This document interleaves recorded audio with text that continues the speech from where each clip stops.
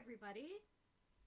Hoping that we'll have people joining us soon for our Family Dinner Project live event here on Build Up Dietitians.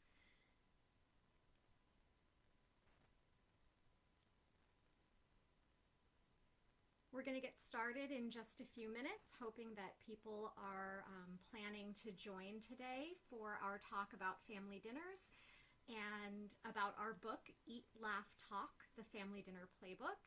I'm really looking forward to seeing everyone on this chat. If you have questions about family dinners or questions for the Family Dinner Project, please feel free to go ahead and post them here.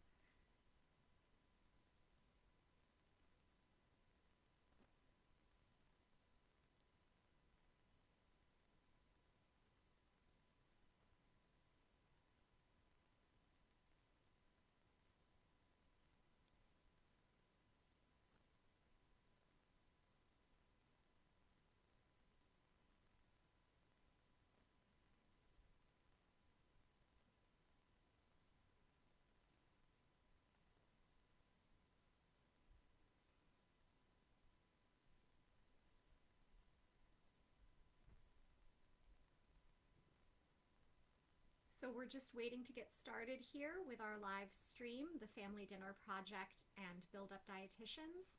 I'm DeRosa from the Family Dinner Project, and I'm going to be talking today a little bit about the importance of family dinners, some of the challenges, and how to overcome those challenges to make family dinners work well for you. And we'll also be talking about our book, Eat, Laugh, Talk, the Family Dinner Playbook, and giving away one copy to a lucky participant in today's chat. So hoping that we'll be able to get started here in just a few minutes. We're going to give people a little bit of time to join, and I'm looking forward to the event.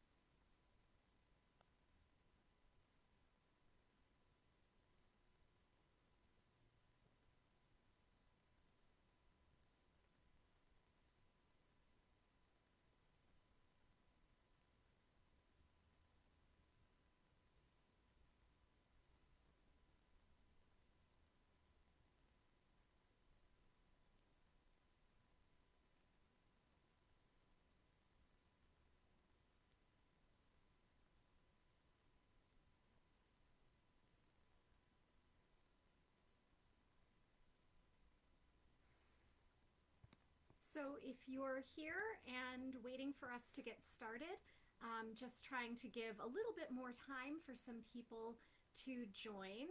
But I'm, again, DeRosa from the Family Dinner Project, and I'm really excited to be here today. Oh, thanks so much for being here. We're big fans of the Family Dinner Project. Thank you. We're big fans of yours too. Really, really excited to be on today. I'm going to go ahead and just let people know right now that if you did want to actually find the Family Dinner Project and connect with us online, you can find us at thefamilydinnerproject.org. We're also on social media. We're at Facebook as The Family Dinner Project. We are also on Instagram as The Family Dinner Project. And on Twitter, you can find us under FDP_tweets, Family Dinner Project _tweets. So hopefully some of you will find us online and join us and keep chatting with us after today's event. Really looking forward to talking with everyone and taking questions about family dinners, taking your comments about family dinners. We're going to be talking about our mission as a nonprofit organization that helps families with their dinner times and also talking about some of the key research around benefits of family dinners, some of the challenges that people have shared with us around family dinners, and also sharing a little bit from our book, Eat, Laugh, Talk, the Family Dinner Playbook. And we'll be giving away a copy to a lucky participant. So throughout today's event, if you're interested in possibly winning a copy of the book, please feel free to leave a comment in the stream. And after the event is over, we'll be assigning everybody's comments into a random number generator. The random number generator will pick a number, and then we'll be contacting you to arrange to get you your prize. So I think we're gonna, in just about a minute, we'll get started here. Really looking forward to seeing everyone and getting more comments and questions. So, the Family Dinner Project is a nonprofit organization. We began about 10 years ago. We were originally housed at Harvard University in the Project Zero offices at the Graduate School of Education. We are now, just within the last year or so, very excitingly, we've moved over to Massachusetts General Hospital in the Psychiatry Academy. So that's where we're incubated today. And the Family Dinner Project was founded based on the research that tells us that family dinners are sort of uniquely beneficial for children especially, but also for adults. They're good for everyone in the family. And there are decades of research that have gone into kind of demonstrating why family dinners are so uniquely protective. And people ask all the time, well, isn't it just as good to talk to your kids at other times? And isn't it just as good if your kids get read to and if they have sports and like all these things that family dinners are supposedly good for can also come from other sources? And of course, there are so many different ways to instill all of these benefits in your family. There are lots of ways to grow strong, healthy kids and strong, healthy families. But what we find when we look at the research is that family dinner in and of itself is the only activity that we know of right now that actually confers all of these benefits in one place. You get everything at once, and so it's kind of, a supercharged bundle, if you will. It's one single activity that is accessible to most people on most given days, and it has all these wonderful benefits. It's good for the brain, the body, and the spirit of all family members, is what we like to say. Hi, Amanda. Thanks for your excitement in sharing our tips with your clients and patients. That's exactly what we hope you'll do. And you can tell them when you do that family dinner, here are some of the key benefits that we like to focus on when we share why this is so important to us. First of all, cognitive benefits. Research has shown that family dinner has kind of unique benefits in terms of academic well-being and cognitive development for kids. So one of the really fascinating things that people don't usually think about when they think of eating dinner with their families is that family dinner boosts vocabulary in kids and it boosts early literacy skills. And that's because when you talk to your kids at the table, you are much more likely to use sophisticated vocabulary, to talk to your family and to each other in ways that show storytelling skills, narrative skills, sequencing skills. When you tell the story of your day and you use adult words, kids absorb that and they understand how to tell a story with a beginning, middle, and end. And they start to learn what we call rare words, right? So they learn vocabulary that they might not find in early reading books. And that's really powerful. It helps build their vocabulary and their word recognition and their storytelling skills earlier, which tends to confer benefits later. Kids who eat dinner with their families tend to actually perform better in reading comprehension and vocabulary measurements even into middle school. So that's pretty powerful. We also find that Family dinner usually results in better academic achievement. Kids who eat dinner with their family are twice as likely to get good grades in school as kids who don't eat dinner with their families. So it's a very powerful brain booster. Also, family dinner is good for your mental and emotional health. Interestingly, teenagers in particular who eat dinner with their families frequently have lower incidences of risk behaviors. So the things that parents tend to be really concerned about, substance use, early sexual activity, mental health challenges, anxiety, depression, eating disorders, all of these things are reduced in kids who have regular family meals versus their peers who are not eating regular family meals. So family meals can be protective. They can also, by the way, lower stress and anxiety for the adults in the family as well. And parents who have really young kids at home, but who are still taking the time to try to eat dinner as a family together, generally have higher satisfaction with their marriages and a lower feeling of parental stress. So this is really pretty protective for everyone in the family. And then, of course, there are nutritional benefits. Family dinner, to no one's surprise, is better for your body than eating out a lot, not having family dinner routines, and being less structured. So when kids eat dinner with their families, they tend to develop eating habits that we see as being more nutritionally sound later on in life. They continue healthier eating habits throughout their lives. We also see that kids who eat dinner with their families eat more fruits and vegetables. They eat less sugar. They eat much less trans fat, less fast food, less soda. All of those things are greatly reduced when you eat dinner as a family, which is no surprise because we know that family meals tend to be, when they're home cooked, lower in calories, lower in salt, and lower in sugars and trans fats and additives than processed foods and foods that you get at a restaurant. However, the Family Dinner Project also, we want to make sure that we're being really realistic with families. We're not the food police. So even though family dinner has all these wonderful benefits nutritionally, it has all these wonderful benefits cognitively, socially, emotionally, all these things, we say really it's about what happens at the table even more than what you're eating. So if family dinner only works for you tonight because you're able to warm up a frozen dinner or you had to get pizza on the way home, that's okay sometimes, right? There's nothing wrong with that occasionally if that's what helps you get to the table. Because none of these benefits of family dinners, none of these things that are so good for kids and adults are going to be able to happen if the family dinner itself is not positive and warm and enjoyable.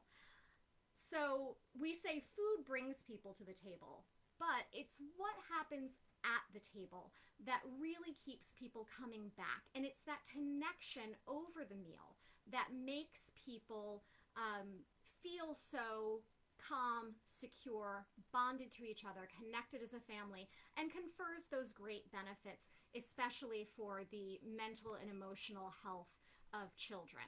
Silvana's telling me we don't always get to eat together for dinner due to different work schedules. However, we try our very best to eat breakfast or lunch together as a family. Yes, thank you. So actually, that's the next thing that was going to come out of my mouth was, what do we even mean, though, when we say dinner? And what do we mean by family? So the Family Dinner Project is kind of, it's an accurate name, but it's also kind of a misnomer because what we really mean is sharing a meal when you're able with people who matter to you, people that you care about. And that can look so many different ways. It doesn't have to be dinner. It doesn't have to be a meal all the time. Sometimes families can get a really good daily benefit from a shared snack time, a special dessert. We have something on our site called the walking dessert, where busy families can take a handheld dessert to go and take a walk around the neighborhood and connect and talk that way. There are so many different ways to do it. All we ask is that people consider pairing these three key ingredients: food, fun, and conversation about things that matter.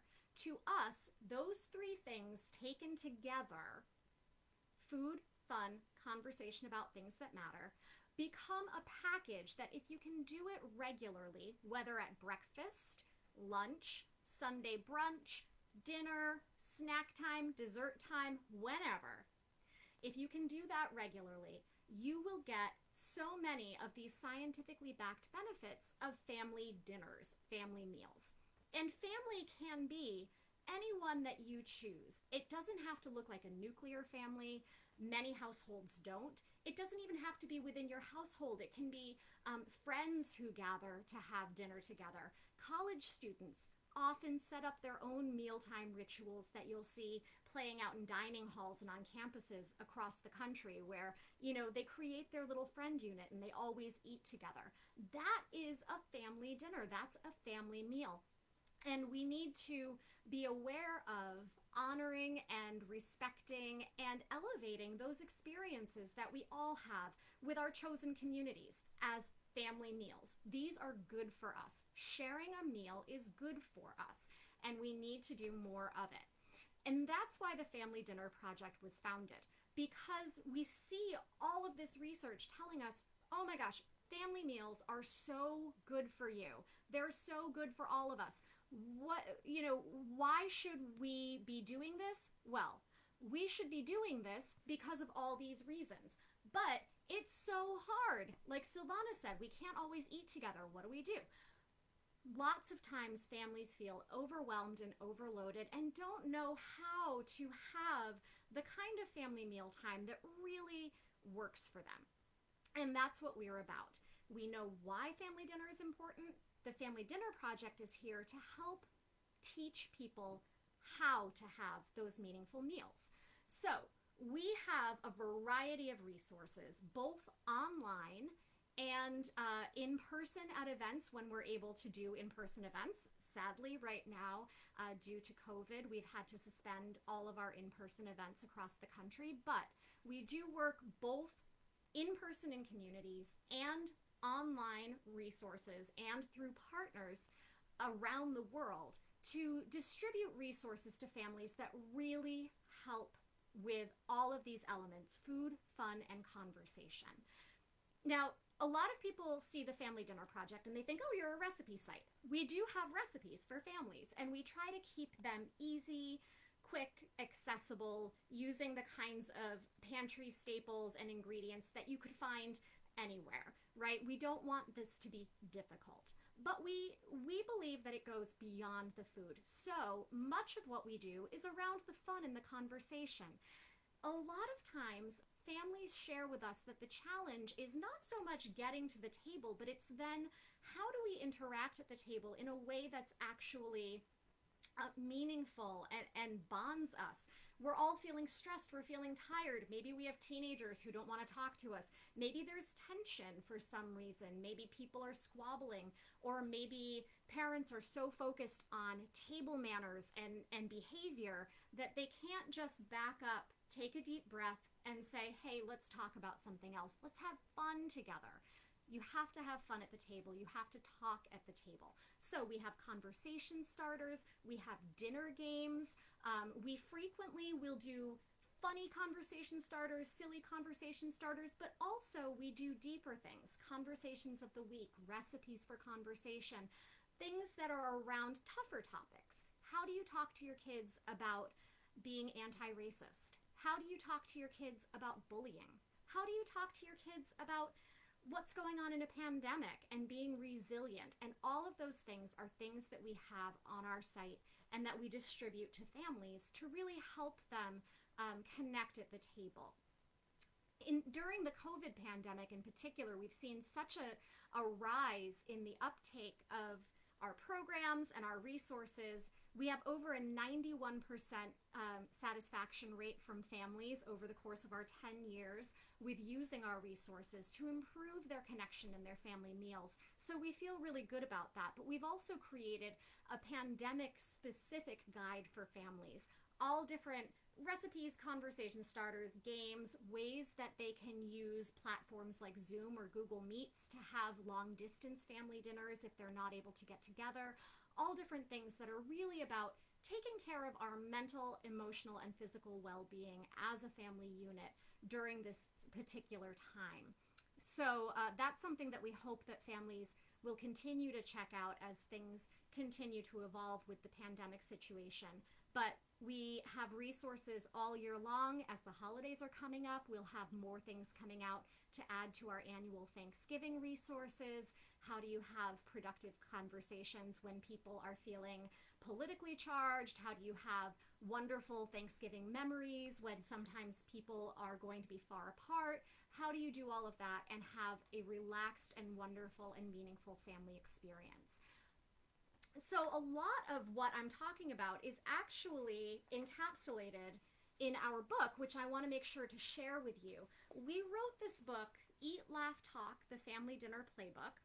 And the reason we did this is because over the course of our many years of working with families, we've learned so much from real families.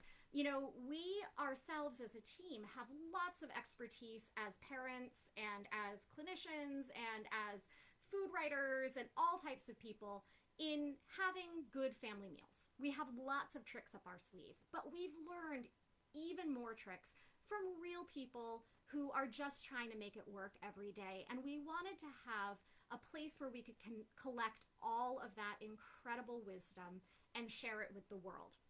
We also run nonprofit community programs across the country with lots of partners. We've partnered with organizations like No Kid Hungry, Grandparents Raising Grandchildren, and in order to continue doing those programs in communities where we feel there's a need, we need to be able to fund those programs. And this book, the proceeds from this book, go directly into doing that for us. That's what we're using this for, is to fund those important nonprofit community programs in places where our resources and our help may be a little bit less accessible. So the book is organized around common challenges that families have shared with us over the years. They've said, oh, we can't have dinner together because the kids are too picky and it's too hard to feed everybody. Or we can't have dinner together because it's always really tense and awkward at the table and we always end up fighting, or I'm prying my kids apart. We can't eat dinner together because we're too busy. The schedules are too crazy and I can't get everybody sitting down at the same time. And so we've organized the book around those challenges in chapters and then shared real world stories from families that tell us a little bit about how these things can be overcome and what people are actually doing. So, you know, some of the really fun things in this book, one of the things I love is that there was a family who was trying to figure out how to get their teenagers to eat dinner with them. And they had a family rule that you had to eat dinner together on Friday nights. That was a non-negotiable. That was family dinner. But the kids would start to push back. They would get to be teenagers. They would want to go do other things. Family dinner was lame. Why are you making me do this? You're ruining my social life. And so instead of getting angry, what these parents did was they instituted a get out of dinner free pass. And you got like 2 passes per year. And you could use them whenever you felt there was a really important reason to not be at family dinner on a Friday night. And it worked. And what they said was that actually later when their kids grew up, one of their kids who had been the most resistant to family dinner said to them, you know, thank you for doing that and thank you for those passes, because I actually never felt the need to use them. Just knowing that they were there made me stop and think, is it more important to go do this thing, and do I want to use my pass, or should I just stay home and have dinner with my family? And sometimes I was able to use family dinner as my excuse to get out of doing something with my friends that I knew you wouldn't approve of. And that's, to me, that was so powerful. And we love that tip. So that's in the book. Other things that are in the book that I love, there was one family that they were having problems with table manners. So they started a burp jar. And every time somebody was not using their best manners at the table, they would have to put money in the jar. That was one way of them dealing with that. That took the tension and pressure off. Another great anecdote from the book was the family with toddlers who just, oh my gosh, it's chaotic, it's messy, dinner is not relaxing. And they finally just took it outside, and they changed their whole philosophy. And what they said was, you know what? There's always the hose. And that stuck with me so much. Oh, thanks, Tanika. Tanika saying, I love that. I love it too. It's so great. They just changed their whole thinking. And when things got messy, they were outside, they used plastic cups and plates, and they just hosed everything down and just took all of the stress out of how do we clean this up? How do we deal with this? There are so many stories like that in this book, and things that are really, really practical and useful. And I'm going to take 1 minute. There's a chapter in the book called There's Too Big a Crowd. And we included this also for families for the holiday season. Build Up Dietitians is like a burp jar. Yeah, it's like some people have like a swear jar. This was a burp jar. Apparently they were having some issues with that at the table, and so this was their way of solving it, and it worked. We included this chapter on There's Too Big a Crowd for the holiday season because we felt like a lot of times, whether it's the holidays or other times of year, people will try to have a family gathering. They'll try to have a big family dinner, and they'll get overwhelmed and they won't know what to do. And I just want to, read to you from this part of the chapter, which is about working with people's dietary needs. We met a grandmother who set out the following for a group of guests: a dish of plain pasta with butter, another of pasta with red sauce, bowls of saucy meatballs, and meatballs that had been fished out of the sauce to be washed off so they could be presented plain, chicken for those who wouldn't eat red meat, salad and yogurt cups for the vegetarian grandchildren, cookies, both with and without sprinkles for the people avoiding artificial dyes, a cake for the apple allergic guest who couldn't eat the apple pie, a special certified nut-free dessert item for the nut-allergic guest, and bread and ice cream for the one grandchild who was currently not eating anything except bread and ice cream.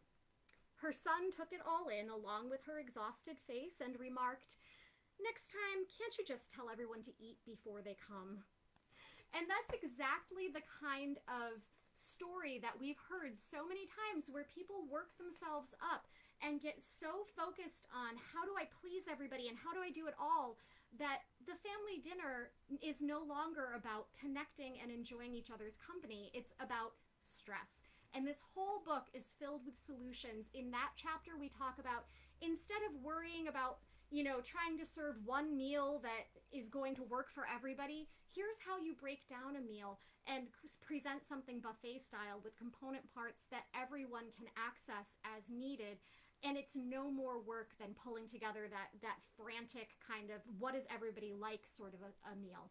We talk a lot also in this book about some of our simple strategies, like build your own meals, which is something we recommend to families so often, especially if they're talking about having challenges with picky eaters or with kids who are, this week I'm a vegetarian. That happens a lot. What we tell people is just do a build your own meal. Set out the component parts of a meal, things like taco bars, baked potato bars, make your own sandwiches and wraps, do-it-yourself salad bar, all of these different types of ideas. Put it all out there in separate dishes or on a platter separated, and let people just make their own plate.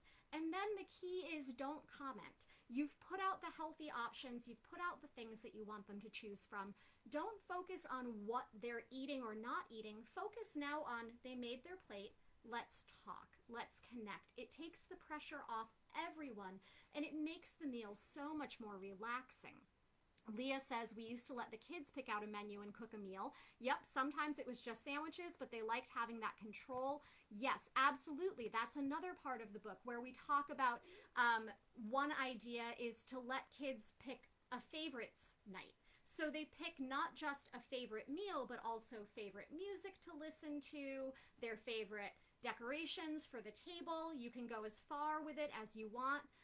But you can really do kind of, favorite conversation starters, have a conversation about people's favorite books, favorite movies, those types of things. And you can really kind of build out that idea of favorites so that everybody has a moment to feel special. Or there are lots of ideas in the book for things that kids can make themselves. We have chapters in here on letting the kids help. We have something in here called the Raggedy Ann salad, which is so much fun. And it's one of those kind of build your own meals and things that kids can do. And it's using different vegetables, hard-boiled eggs, all kinds of ingredients to make kind of a Raggedy Ann looking doll out of a salad. And kids love to do stuff like that that's hands-on. There are recipes in here that are quick and easy for older kids and teens. We have a section in here where they can make do-it-yourself sushi bowls and then fruit sushi with a Rice Krispie roll. All of those kinds of things are so much fun for the whole family.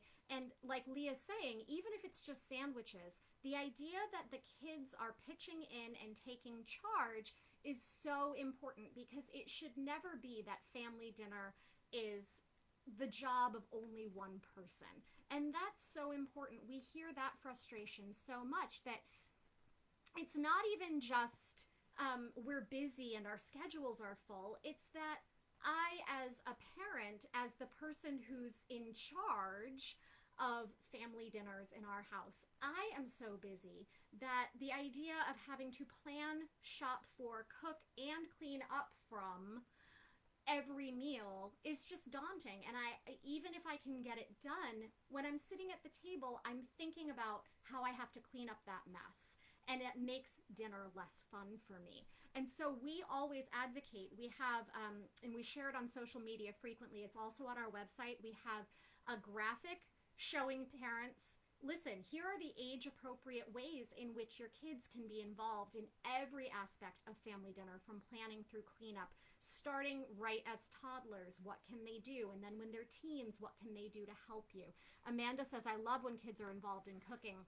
Amanda, I agree with you, and I actually want to put in just a quick little plug that we're this month, September, because it's Family Meals Month, we're doing a partnership with the Zen of Slow Cooking, and we the next 2 weeks on Mondays, we are going to be posting kids cooking demos on Instagram.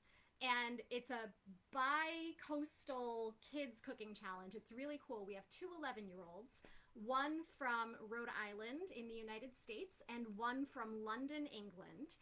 And those 2 kids, Patrick and Connie, sent each other recipes. Patrick sent a family dinner project recipe from this book to Connie in England, and she is going to be cooking that live on Instagram on the 28th. And then this coming Monday, the 21st, Patrick is going to be demonstrating a Zen of Slow Cooking recipe for balsamic sausages and peppers on our Instagram this Monday, the 21st. So be on the lookout for those, because the kids did a remarkable job. They're going to be so much fun to watch. And we really hope that people are going to share those, because when kids are involved in dinner at any age, from little all the way up through teenagers and getting ready to leave the nest, they're not only building life skills, but they're feeling that sense of ownership over the whole family dynamic. What we find is that teenagers really want to have dinner with their families. Over 70% of teenagers, when asked, say that they like family dinner and they want to do it more often, but they don't always know how. And so part of what we try to do is provide ways for the whole family to get involved and to know how. So the Family Dinner Project, again, is here not because of we want to tell you why you should have family dinner or go have family dinner. We're here to tell you how to have family dinner, how to make it more fun, how to make it more relaxing, how to make it work within your lifestyle, and how other families like yours have come up with creative solutions that really, really help with making sure that family meals at any time of day stay on the calendar. So that's the end for today, unless anyone has any final questions. I'll be looking in the chat just in case. Feel free, make sure if you haven't already commented and you'd like to be entered to win a copy of the book, feel free to comment below. We will be choosing a winner afterwards and announcing it and contacting that person to set up your prize. Also, make sure that you connect with us. We love to hear from people, and we publish real family dinner stories every month on our blog and in our newsletter. So we're always looking for new people who want to share with us. We can be found at thefamilydinnerproject.org. We can also be found on Facebook as The Family Dinner Project, Instagram, The Family Dinner Project, and on Twitter at FDP_tweets. So please, please, please connect with us, share, ask for resources if you're having trouble finding something. Give us ideas for new resources that you'd love to share with families, friends, clients. We're always happy to hear new ideas, and we love to have new ways to connect with different communities. So that's it for today. Thanks for being here, everybody. I'm DeRosa from the Family Dinner Project, and happy food, fun, and conversation.